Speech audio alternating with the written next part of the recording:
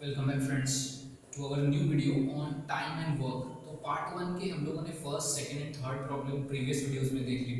Fourth problem जो है उसका पार्ट ए और बी ये हम लोग इस वीडियो में देखने वाले हैं। तो फोर्थ प्रॉब्लम क्या है? Again this problem is based on the previous formula that is m1 t1 t1 e1 upon w1 is equal to m2 d2 e2 e2 upon w2। ठीक है, तो ये प्रॉब्लम को हम लोग कैसे अप्रोच करना है वो सीखते हैं। 15 people can do a work in 12 days. In how many days the work will be finished if after 4 days 5 more people or men join the work and if after 4 days 5 men leave the work। ठीक है, तो ऐसा कोई भी अगर problem आता है तो मैं नंबर लाइन का सहारा लेता हूँ। ठीक है, तो नंबर लाइन क्या होती है और कैसे उसका अप्रोच करना है वो हम लोग सीखते हैं। तो सबसे पहले देखो कि नंबर लाइन में यहाँ खींच लेता हूँ, नंबर लाइन यहाँ खींच लेता हूँ और यहाँ क्या बोल रहे हैं कि 15 people can do a work in 12 days. इसका मतलब कि ये जो वर्क है ये 15 पीपल इनटू 12 डेज में 15 पीपल 12 डेज में जितना वर्क करते हैं ये नंबर लाइन जो वो सिंबलाइज करता है। ठीक है, अब देखो कि how many days the work will be finished if, इसमें कुछ कंडीशन दिया है कि 4 दिन के बाद 5 मोर में जॉइन द वर्क। इसका मतलब ये जो यहाँ एक मार्क कर लेता हूँ, यहाँ लेट सपोज कि 4 डेज है तो इसका मतलब यहाँ कितना बचेगा 8 डेज, राइट, 8 डेज। तो 15 पीपल यहाँ पे भी काम कर रहे हैं, यहाँ पे भी काम कर रहे हैं।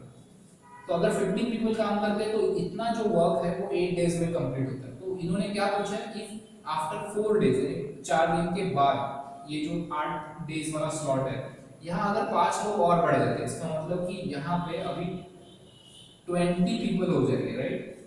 पहले 15 थे तो 8 दिन में काम होता था, अब 20 हो गए तो ये काम कितने दिन में होगा ये निकालना है। ऑब्वियसली कम डेज में होना चाहिए।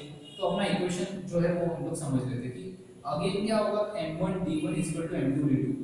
ठीक है, बहुत इजी है। अब m1 d1 is equal to m2 d2। तो अब देखो कि अगर 15 लोग रहे ये रिमेनिंग वर्क के लिए 15 लोग तो 8 डेज में वो काम कंप्लीट करते हैं। और वही काम अगर 20 लोग रहे m2 is equal to 20 तो कितने डेज में होगा ये हमें पूछा है, राइट। तो d2 हमें पूछा है।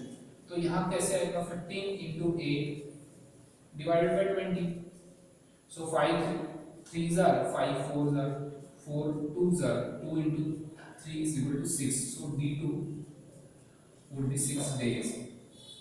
तो इसका मतलब कि अगर 20 लोग अगर आते हैं तो 6 डेज में वो काम कंप्लीट होता है।